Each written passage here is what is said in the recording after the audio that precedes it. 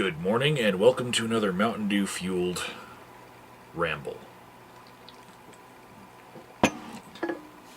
Today's ramble is about a economic theory that is under development by a friend of mine. But first, I would like to mention the Madness, Mayhem, and Charity event hosted by DevShell2. It just happened a couple days ago, but you can still give to the Indiegogo site. And there's a little tidbit from this that is important to the rest of my ramble, because it helps to build some backstory to it. So, I donated 5 paintings of mine to this charity event, and 4 of them have been claimed as perks on the Indiegogo site. The 5th one is still, as I film and upload this, still available, and the person who claims it has to donate at least $55. Now, the others went for $55, $50, $50, and $45. So, a total of $200 so far I helped to raise for this charity event. And I'll be sending paintings to people. Awesome, right? Okay, so anybody else could donate stuff to this Madness, Mayhem, and Charity event, and I think it's awesome that so many other artists gave some stuff.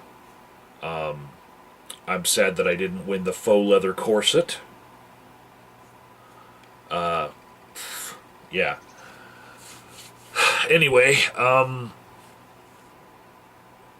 the amount that my paintings went for is the tidbit that's going to help the rest of my ramble. But please check out that link.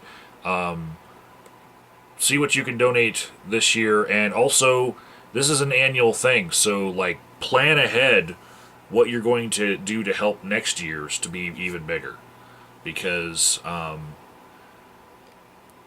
tens of thousands of dollars that this thing has given to AIDS research.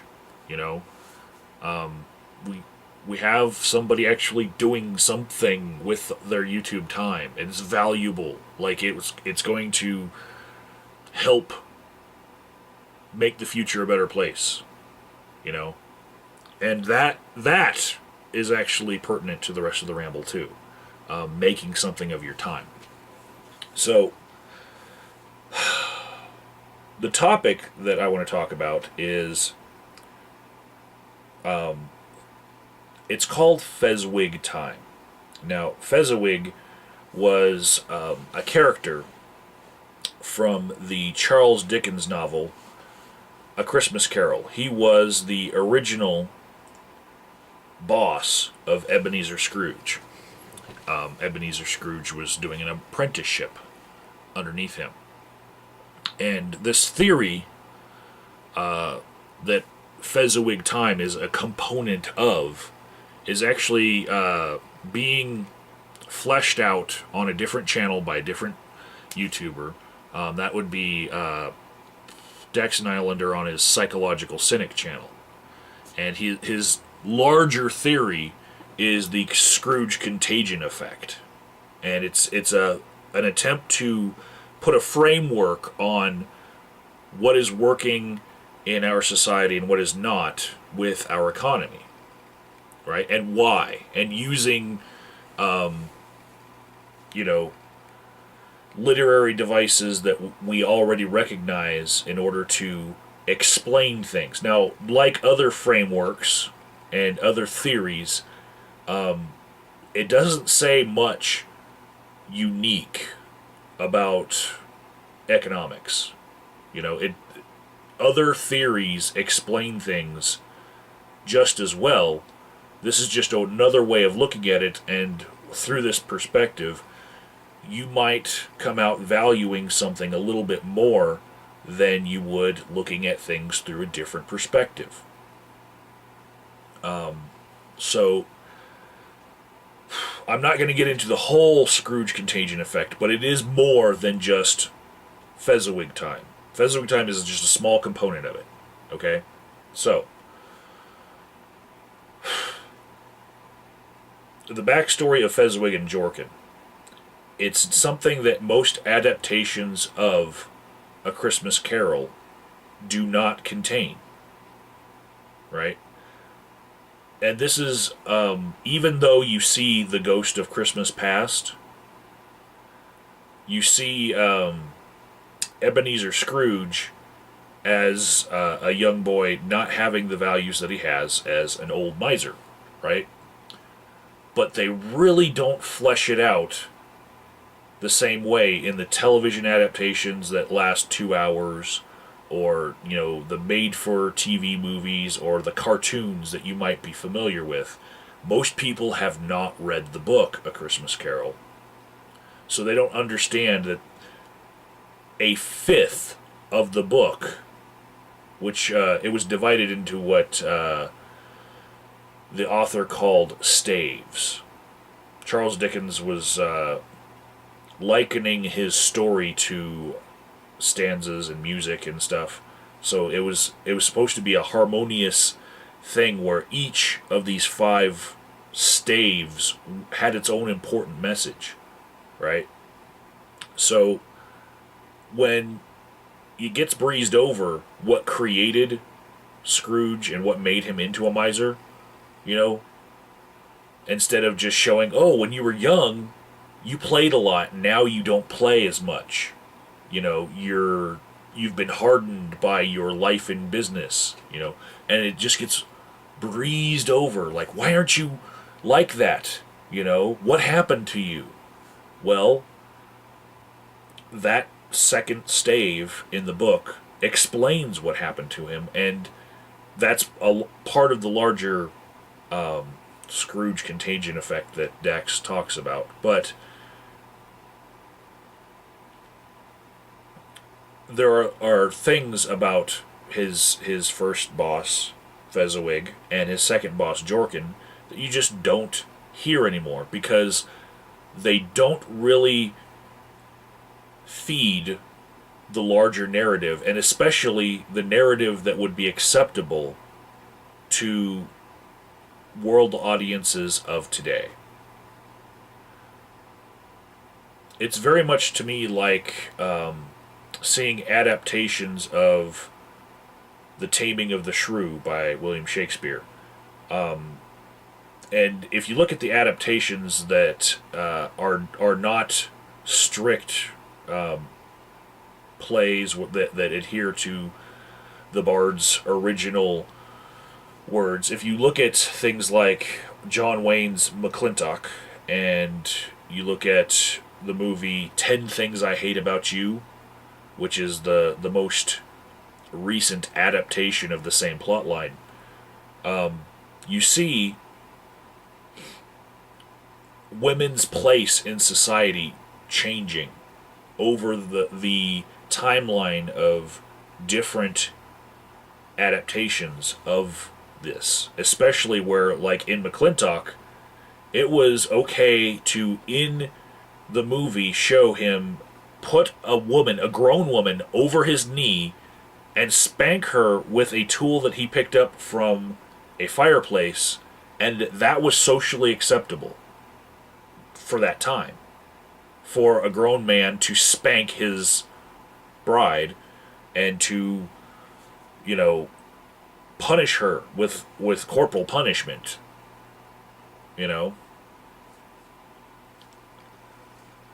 Worse things happened in Shakespeare's play, I suppose, and more of it was social embarrassment type, and just the thought that the shrew needed to be tamed. That kind of, even that was adapted out of the latest adaptation, 10 Things I Hate About You, where the girl that Julia Stiles portrays pretty much ends up being the shrew that wins. The ending is completely different because we as a society are different, and all of these incarnations of this plotline were meant to please the audience. So when we have Fezziwig and Jorkin and their economic stances being written out of adaptations, there's a reason why. It's because it's just not socially acceptable to portray these business lessons in the way that they were originally portrayed. Now, Fezziwig is kind of an indictment of industrial capitalism, really. And later what Scrooge comes to learn in the book as well. It brings images to me of like chimney sweeps, little boys who have Cockney accents and tattered clothes, and they go from door to door asking if they can sweep out your chimney, which I don't even know why somebody would want their chimney swept out. Chimney dust didn't seem to build up in any chimney that I've ever used, but I guess I don't use it every day, so I don't know. But I guess during that time when the Industrial Revolution first happened, a bunch of poor, fatherless, motherless orphans roamed the streets asking to do anything. It's kind of like homeless people now. They invest in a squirt bottle and fill it with water, and they go up to your car with a squirt bottle and newspaper, and they wash your window, without even asking if you want your window washed, and then they, will ask, could I at least get a quarter? Could I, that's what this story feels like industrial revolution style economics is lifting up some people to be rich and upper middle class, but it's forcing a whole bunch of people to just be in shanty towns around the Industrial Revolution, because it takes all of this labor and effort and only benefits a few at the top, upper management and the owners, and that's it. And this might sound a little bit like the 1% versus the 99% in the Occupy movement, but there's a difference between the lessons in A Christmas Carol as read from the original, not the adaptations, and the tenets of the Occupy movement, and the first of which is Fezziwig and Jorkin were capitalists, both of them. They had discussions about capitalism in the book, and Fezziwig had communal ideals as far as like keeping his town and his village happy, and keeping it the place that he loved, the traditions that he loved to have. That's why he makes money, is to feed his happiness and make everyone around him happy, right? And this made him put personal touches on all of his business relationships. He, in one plate that was pressed down on one of the pages in the original, he is seen dancing with the customers. It was a woodcut style plate, and just that image of him dancing and spending a lot of time with the customers, investing a lot in customer relations and stuff. That's what he embodies. It's not complete capitalism like some people in the Occupy movement were actually endorsing. You could see it in their slogans on their signs, like on the backs of their shirts, on their flags, on their websites. You'll see a whole bunch of values that go beyond just wanting to make capitalism a more friendly thing, which the book A Christmas Carol would want. That's the message it puts forth. The Occupy movement went beyond that and went, let's just trash capitalism. Let's throw it out the window. It's not working for us anymore. But Fezziwig was not a communist. It was like his fundamental belief on economics was capitalism, and from there, Fezziwig and Jorkin split into. Fezziwig thought it was not just about money. Jorkin was all about the numbers, all about the money. And Fezziwig would put personal touches on his business, and he would make sure that his business was a place that people liked, you know. And Jorkin was more, what do the numbers say? That's what we're going to do. You know, when we do this, how much more money do we make versus our time? So, now the part in the beginning of this video where I said it's important to see the prices on the paintings that I donated. Each of those paintings had an amount of time to them that I invested in them. And you can see how much they went for, right?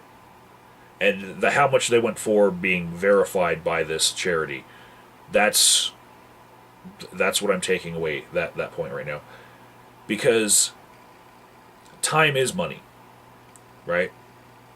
And what I have learned in my own dealings, especially in the last 2 or 3 months, is that my time has been not valued by other people, and I'm starting to get very upset about that. Upset at people who I have not had any other interaction with except for that one day that they waste my time. You know, it's upset to the point where when I'm reacting to them wasting my time, I can come off as short and rude and just cutting people off, you know, as a first impression, because if I don't, it's not like it's the same person wasting my time after time, right? It's many people expecting that I am willing to give up my time for whatever they want me to do. And I imagine this is what Fezziwig dealt with on a daily basis, because the structure of his business was customer relations, was a very important thing. And he saw that as an investment in his business, because if it's a place that people like, then, you know, he is building what he wanted to build, which was a business that not only made money, but also gave back to the traditions and community that he wanted to protect and he cherished. Now, because I can relate the amount of time I have in the day to an actual number value, just like I did by showing you guys how much the paintings go for, easily, I can tell you that the difference in my life that I saw between a day where nobody wasted my time and a day where a lot of people wasted my time was the difference between $120, $150. When people waste my time, that's about as much as I can make in a day doing that, right? And when people don't waste my time, I can make $300 to $400 in a day doing that. So I came across this theory, a Scrooge contagion theory, by talking with my friend Dax in person, not on the internet. We're friends in real life in the same town, right? And he graciously donated some of his time to be in my market and defend me like a defensive lineman and sit at the till take people's sales, talk with them, and let me do what I do. Because he had some free time, and some of the time that he was there, he was just dicking off on Facebook, which, we were hanging out. But I can multitask in the way of like Skyping or talking to someone and still do what I need to do to make money. Right? But without him there, the difference was, more than half of what I would make in the day would be eaten up by people wanting to waste my time. People expecting to walk right up to me and talk to me for an hour or two. Like, in succession.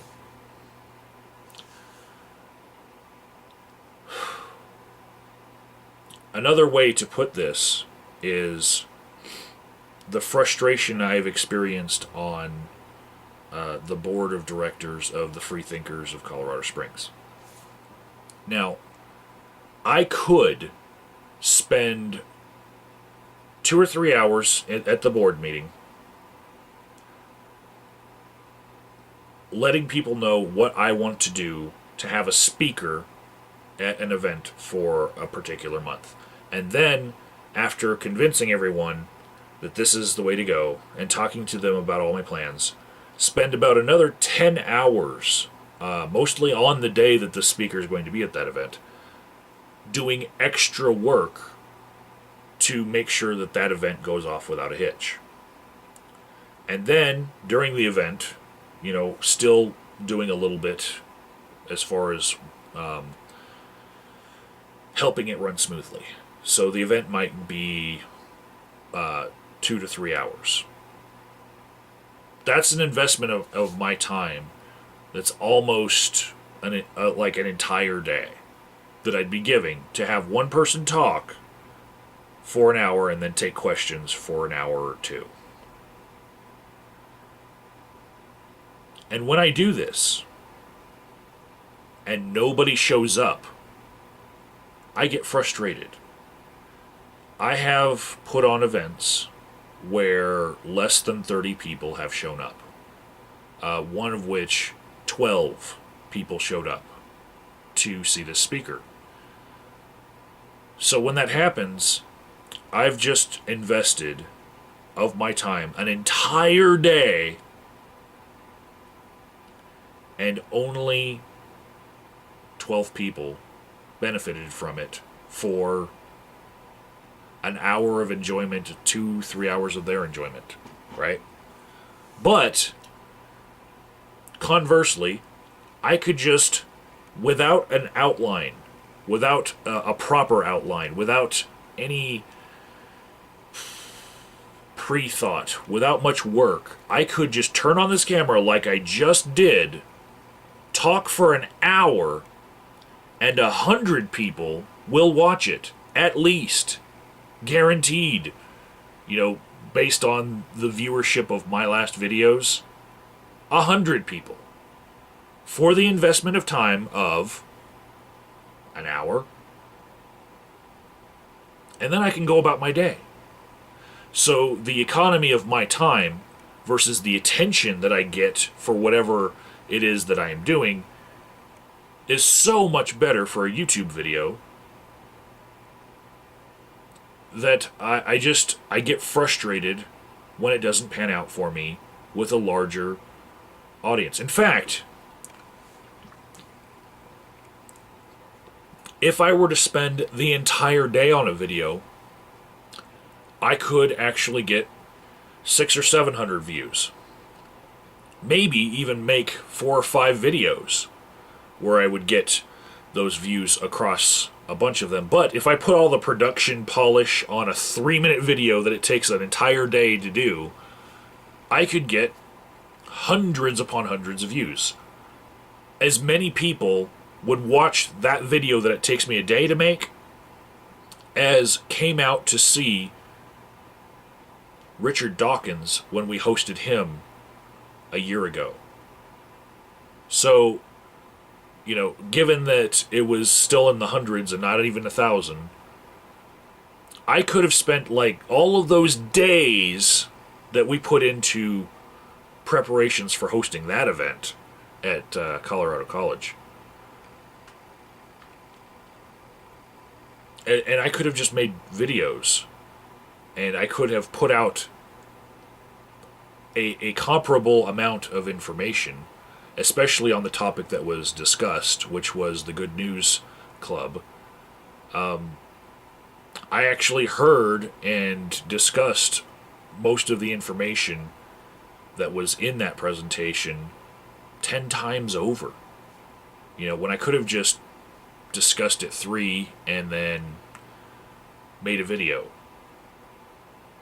And then used the comments on the video for more feedback and learning. And would have had unlimited comments, unlike a speaking event like that where we actually have to have a line and only like the first 10 people in line are going to get their questions off in the hour that we give them. Because there's always that one dick who thinks that he can ask like 5 questions in a row and the whole crowd starts booing. You guys know what I'm talking about. That guy that thinks his 5 questions about Barack Obama being the Antichrist are more important than everybody else's time. That guy. Fucking hate that guy. That's why I am a full supporter of tasers. Is that fucking guy, okay? So,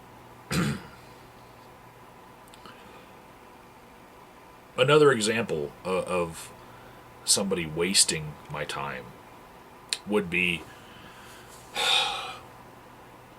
when I'm bait and switched as to the nature of a meeting that I'm about to have.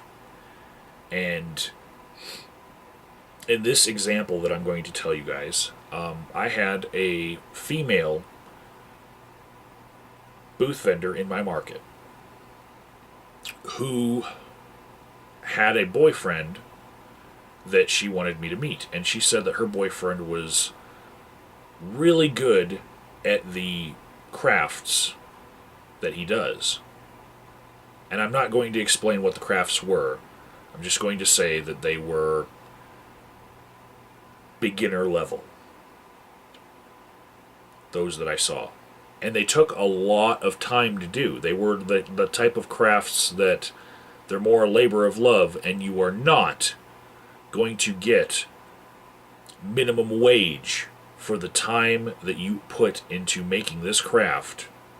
Not even if you're selling it during Christmas, which is what the craft seemed more suited for, a Christmas craft fair, not any other time of the year. So, this woman who had a boyfriend who made crafts but was not frugal about it, she wanted me to teach him a couple of things about what to make in order to make sales. Year-round or just sales in general, and teach him how to get on a circuit of going to different craft fairs and whatnot.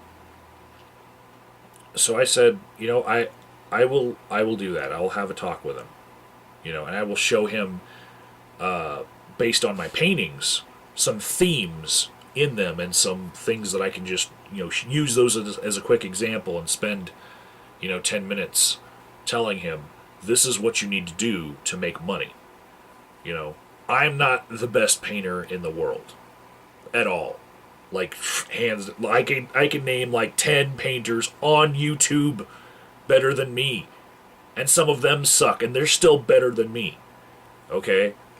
And I tell some of these painters, like, outright, like, to them, that they're better than me, and some of them, they are critics of themselves.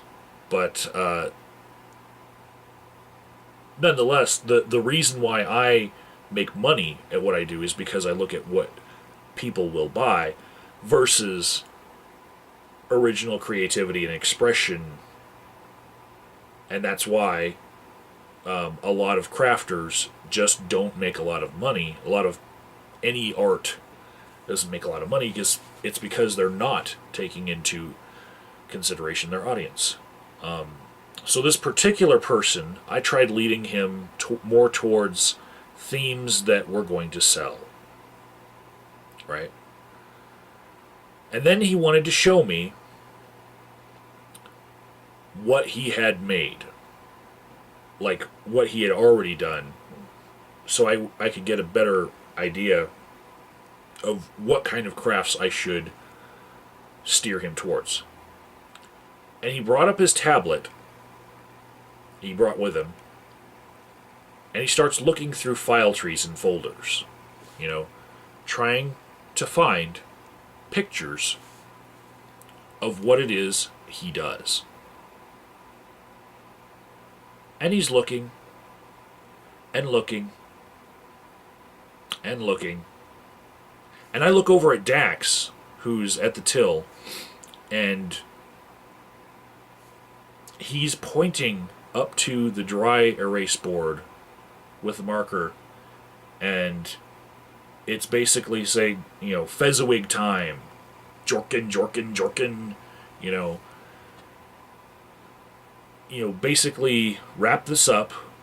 This guy's taking a lot of your time, and you need to get back to doing what you're doing. The whole reason Dax was there was to facilitate me doing what I do and making money. He was hanging out there, for that. And I really did feel bad at this point, because I value his time, that he graciously gave to me. And time has been meaning more and more to me.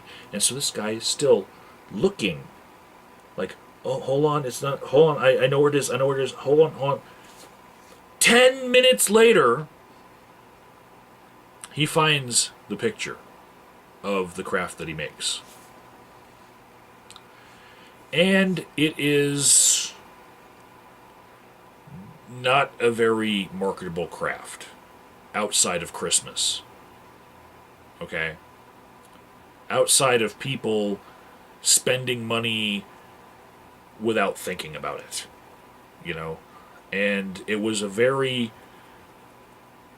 narrow range to this craft. There wasn't much variety except for different color of paint on it. There wasn't much to it except for a whole bunch of the same thing. It might as well have been Smurf figurines, where some of the Smurfs were dipped in rainbow colors. A variety of colors, but still Smurf. And so I tried talking with him about stuff, and then another thing that happened during this encounter was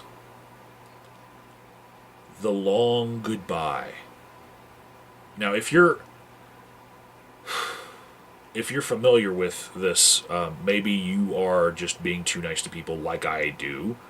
But basically, if you say goodbye to someone and then use a different goodbye to them a minute later, and a different goodbye to them a minute later, and they still don't get it, either because they don't want to, or they're just that dense, you've experienced the long goodbye.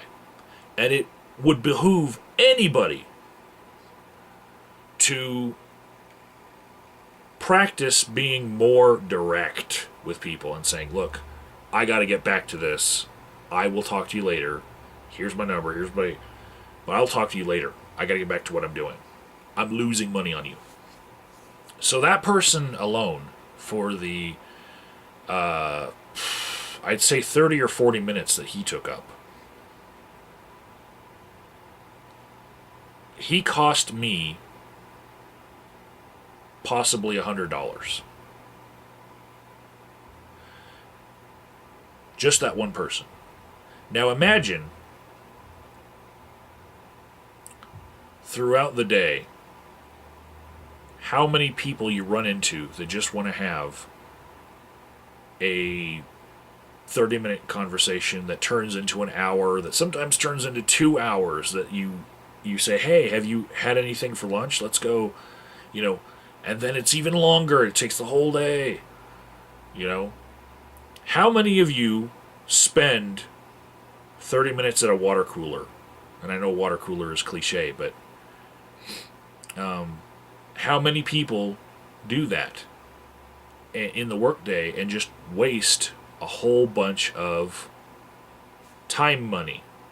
Now, when I say time money, I mean it like as in one word put together, kind of like how Cosmos now has the subtitle A Space-Time Odyssey. And they put space-time together because it is a concept where you're not supposed to think about space and time separately. Okay? I'm doing this in this video off the top of my head, the first time I've ever done this, but I'm just saying this is how I feel about it now. Time money. One fucking word. Okay? One fucking word. One concept. One thing. And when you think about one, you should think about the fucking other. Time money. Got it? Okay. So,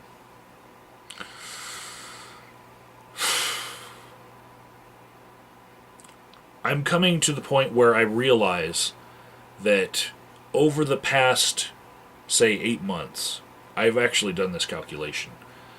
Because of all the Fezziwig encounters and extra personal time that I've given to people, I might have lost $40,000 to $50,000. Right? And it hurts. Put a different way, I'm looking at this from the hindsight perspective. Like, what happened in the past year? But what if we looked into the future? Okay?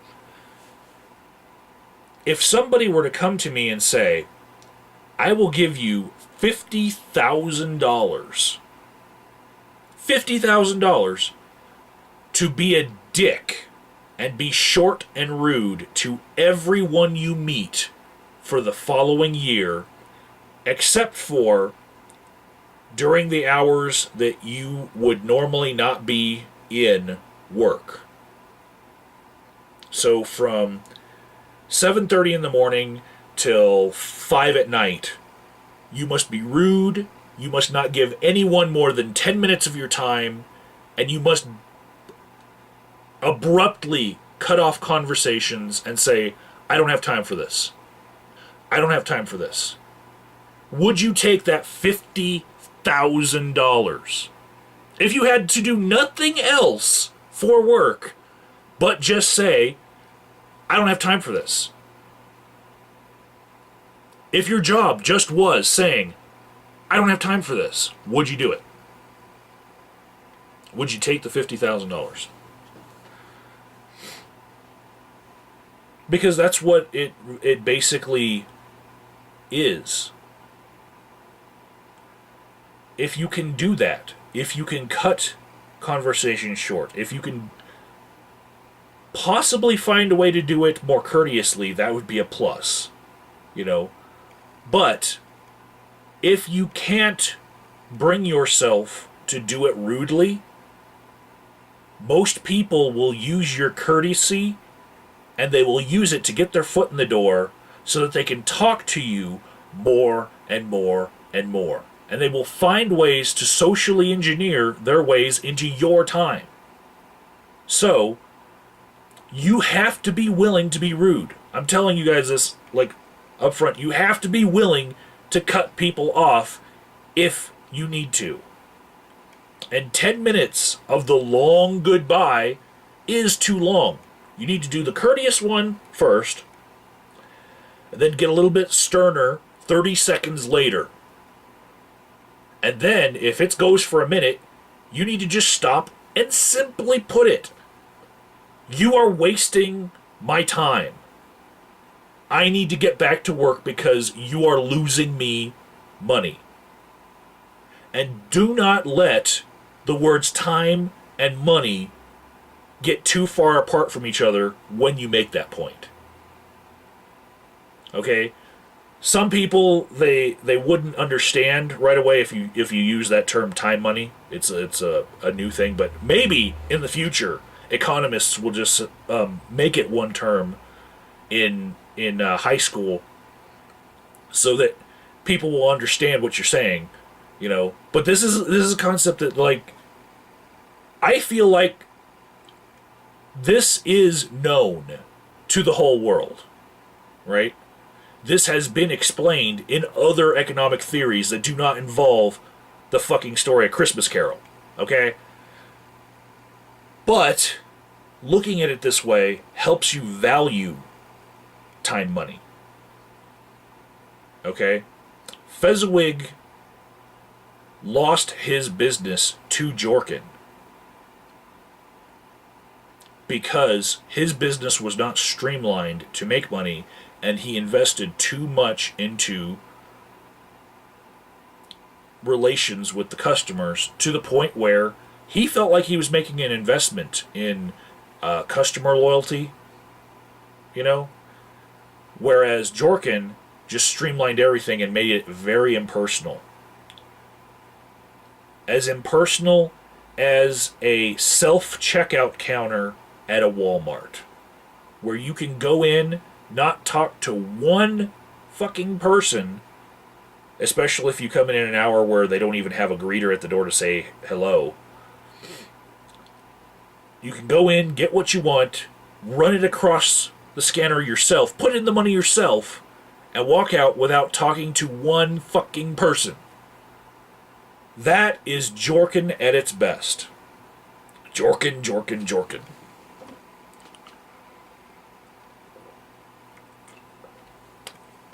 It's no wonder that oftentimes when people in the Occupy movement were demonizing something, they would choose the very large, very present, very visible Walmart as the enemy. And some of their communal values, and I'm equating communal values with union values here. Some of their communal values were directly in opposition to Walmart not wanting unions. You know. But I will say that the point of A Christmas Carol was not to leave capitalism. It was to show what some of the evils can be and to steer people away from it, but stay within the framework of capitalism. Whereas the Occupy movement, I think, there were many vocal, loud people that go even farther than that and would say, erase capitalism. It's going to kill us all. It's going to consume the earth.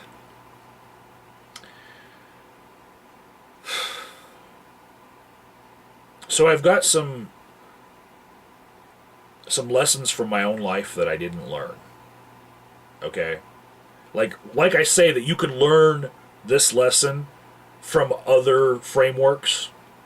I have learned it before, or I've been shown it, and it just didn't sink in the way it personally does right now for me. The first one actually is at those board meetings for the freethinkers. We have a member who I'm not going to name, but he allots himself 1 hour for the board meeting. And as soon as that hour is up, he decides to get up from the table and leave and say, the time I've allotted for this is over, and I need to get to other things. And he does that pretty much because people go off on tangents and they take up a lot of time. So he makes sure that the input that he has to give to this meeting happens more towards the beginning. You know, it's structurally that way.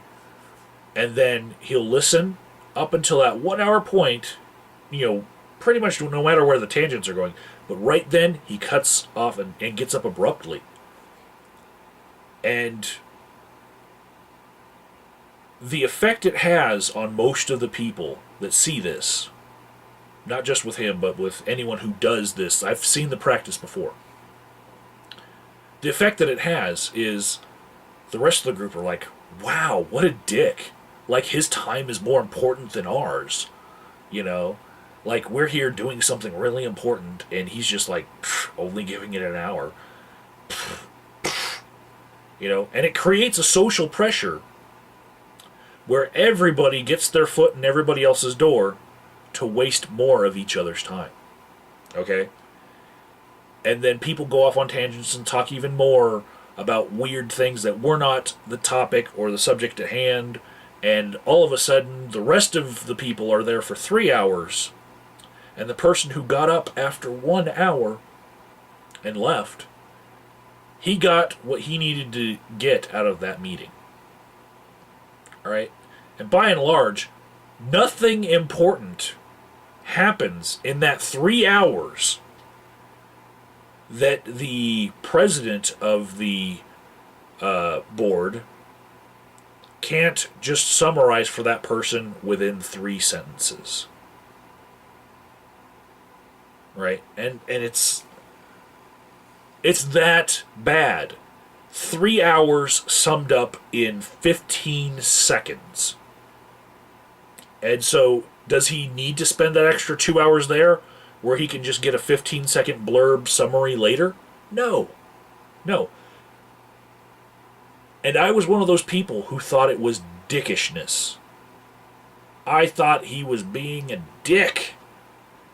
Right? He was basically insulting everyone and saying, you're not worth my time anymore.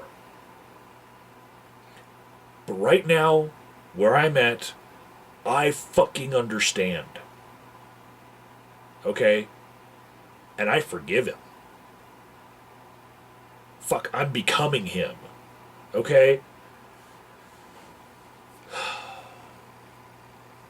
You might have seen that on my YouTube channel, I might upload, instead of daily or 3 times a day, I might save up all my thoughts and let them out once every 3 days, once every 5 days. You know? I'm not wasting my time or your time. Money. Time, money. Okay, so another example of this that I had in my life that I did not let it sink into me from was while I was in the Army, especially as a squad leader, a low-ranking person who was elevated to the level of squad leader, I would have things that would, for some reason or another, go behind my back and go up the chain of command without me seeing it first. Right? So let's say 2 soldiers that were under my command in my squad of 8 people, 2 of them weren't getting along in the barracks. And they had a little squabble, and it was visible, and, you know, nobody got seriously hurt, but they end up in front of my first sergeant. Right? And so the first sergeant says, well, where's your squad leader? You both have the same squad leader. Where is he? And when I get in there, why is the first sergeant angry? Is he angry because they're fighting? Is he angry because they could possibly injure each other and therefore damage government property because soldiers are government property? Is he angry because somebody's breaking the law by assaulting someone else? Is he angry because I didn't teach them some proper values? Is he wanting to see me to tell me what to do in order to resolve the situation? No. None of the above there. What's going through his mind is, why wasn't this handled at the lowest level possible?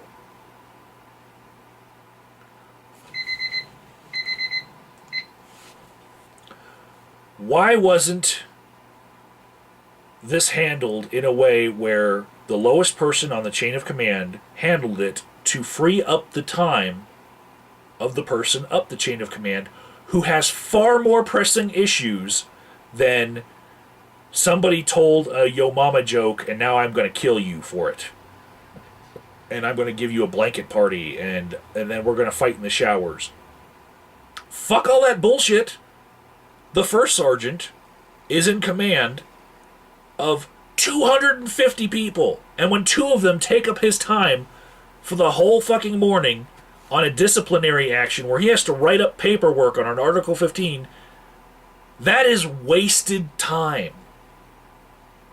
He has other things to do in his day that are far more important. Far more important. Like defending liberty from foreign invaders and shit. Okay? Far more fucking important. Training all of these soldiers so that when it comes time for them to be in battle, the least amount of them die. Life or death fucking important. Two soldiers in a fist fight in the shower, not fucking important. Okay? Handle your bullshit at the lowest level possible, and don't try to run it up the chain of command to tattle on each other, wasting every officer's time and then the first sergeant's time and all that, and the EO sergeant's time because one of you happens to be a different race than the other, you know, and then somebody goes and talks to the chaplain, you know, because their feelings were hurt about, you know, spiritually from that punch. Fuck all that bullshit. Handle your shit at the lowest level possible. Right? Because when you do that, you don't waste people's time money. Or in the case of the Army, you could actually use the word time money life. Your squabbles waste training time, which costs people their lives because they are not trained. This is why the first sergeant is angry with me when I have to go answer for these two soldiers and he has to tell me what their disciplinary action is and how much extra duty they have to do, like filling sandbags and putting them out in different places, you know, in the courtyard. This is why he's pissed off. It's a waste of time money.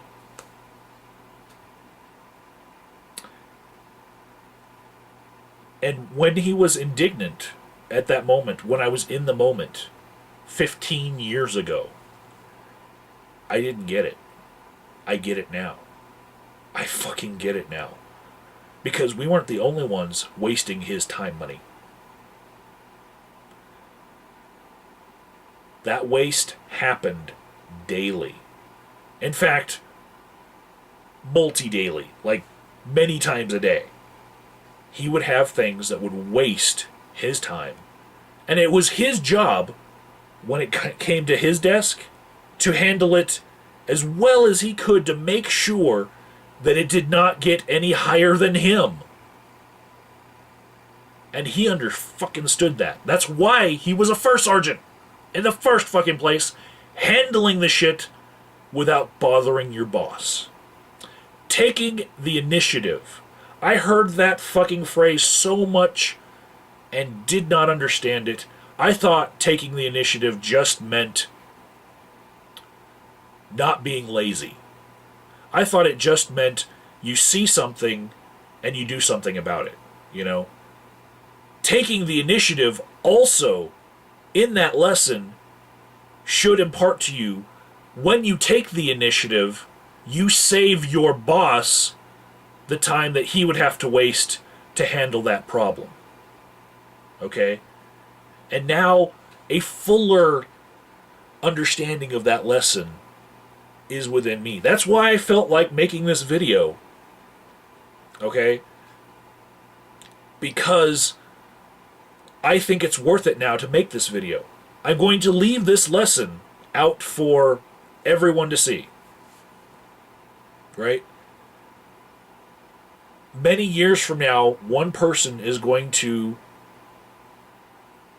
read about Fezziwig from the original A Christmas Carol. It'll have to be a reader, which will be a small percentage of the planet. So this is a niche market. But this one person is going to learn from my experience, and they're going to benefit.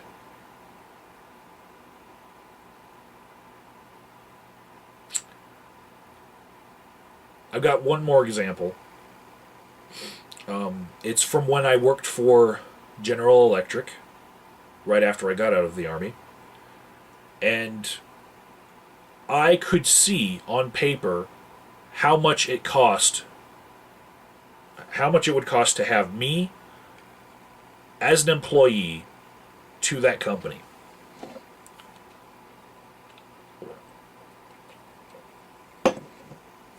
And I got to see it in a way where every bit of what I cost the company was in front of me. The space for my working area was factored into this. The amount of tuition reimbursement I was receiving from General Electric as a full-time student was factored into this. My pay, all of my benefits, including benefits that I would never use as a single person, all of those benefits put together, the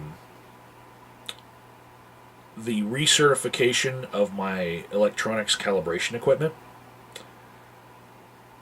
and everything else that happened during the year equaled about $500,000 they had to pay to have me as a guy who worked 60 hours a week.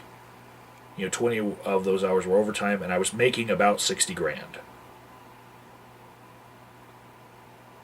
Plus my tuition reimbursement. That's what normally people would see. Oh, well, my pay and maybe, tuition reimbursement, because there's a money number on that. But they wouldn't even realize all the benefits and all the federal taxes that the employer has to pay that you never see. They never realize any of all like, your benefits are basically double your pay, even if you have no benefits. What gets paid to the federal government, if you are making minimum wage, twice minimum wage is what you're costing the company at a minimum, plus everything else around you that you see at your job, in order to have an employee doing that job. So I was making what I was making, but it was costing the company the investment of $500,000 a year. And I could also see what they billed customers for the service of me calibrating things. And in 1 year, I made the company $5 million for a return of about 10 times what they invested.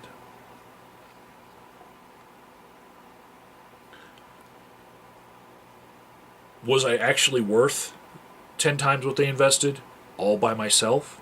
No. In fact, the person actually making the money for the company was not the person doing the work. It's getting to the point where a trained chimp can do electronics work, because you hook most electronic devices to a computer and they talk to each other and they tell each other what the fucking problem is. So the computer screen can just tell you what you need to do next, real time. So no, it wasn't that my training was worth that much money and stuff. No, there was probably 20 people deep, a line of people waiting to get my job, especially to transfer into the lab that I was in from other places. But people who weren't even working for the company yet, they were applying for the job, and I was not that important. But the person who was setting up the situation where I could make that money used to have my job, and he was now my manager, and he was handling customer relations in a way where he would make more sales for more services that we had to the existing customers, and then he would have a salesman, a rep, is worth the most time money. There's a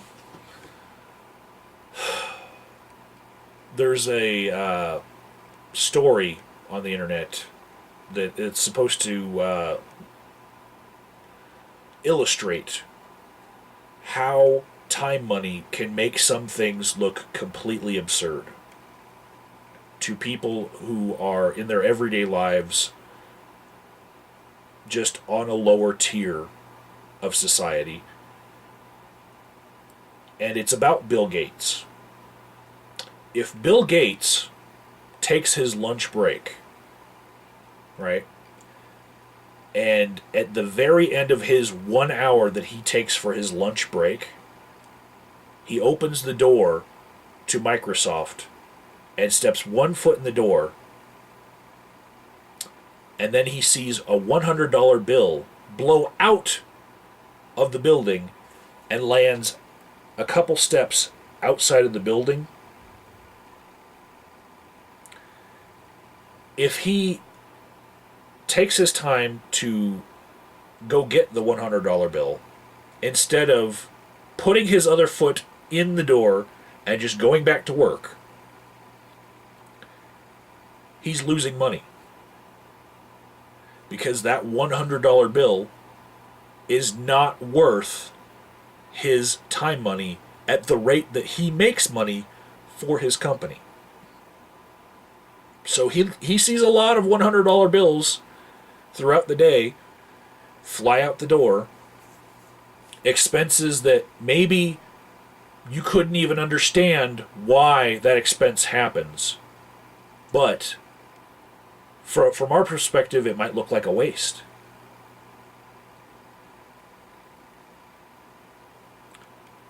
To the person who has the rate of time money where he values his time and money, sometimes it's not even worth the time to even think about whether it's worth the time.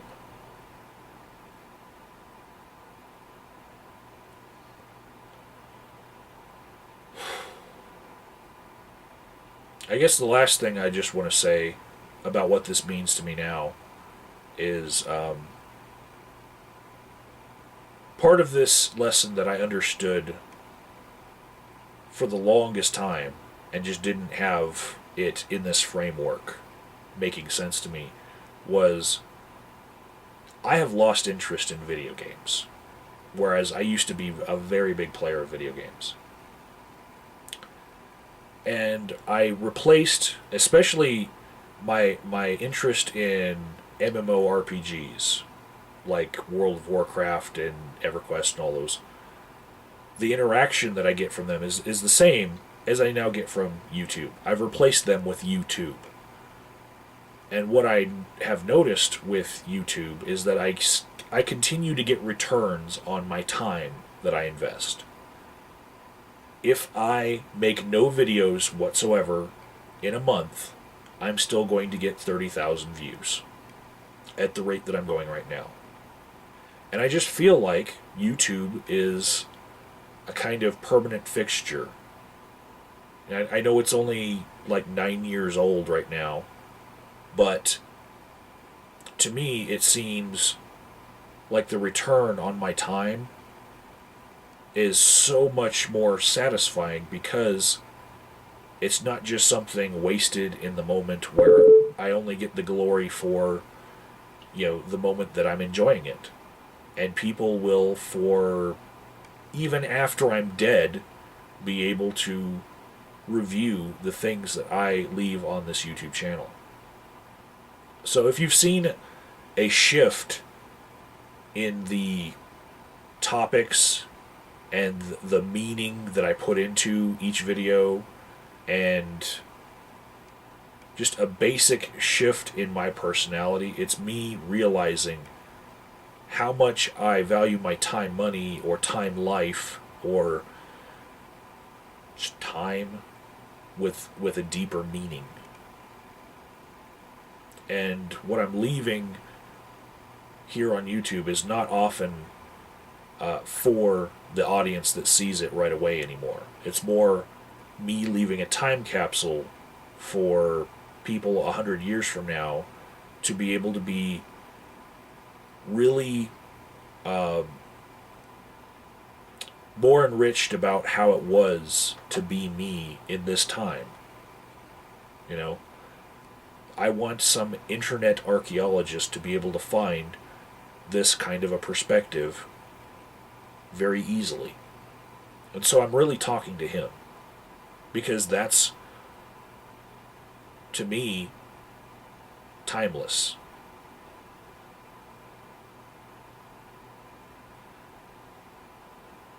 The economics of time basically boils down to I only have a finite amount of it. And the way that these videos can be played after I've made them, and on demand, and after I'm dead, to me is more valuable than the kind of currency that time money allows me to experience in my own life.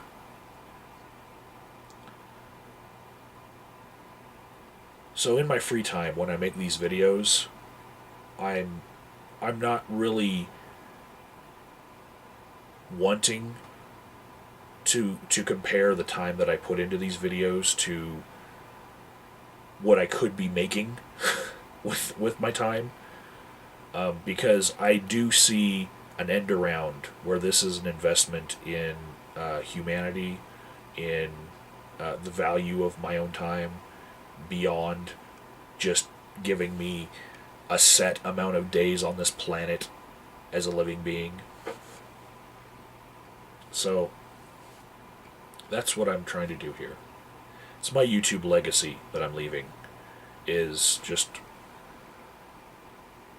a time capsule simply saving my perspective so that people can study it later.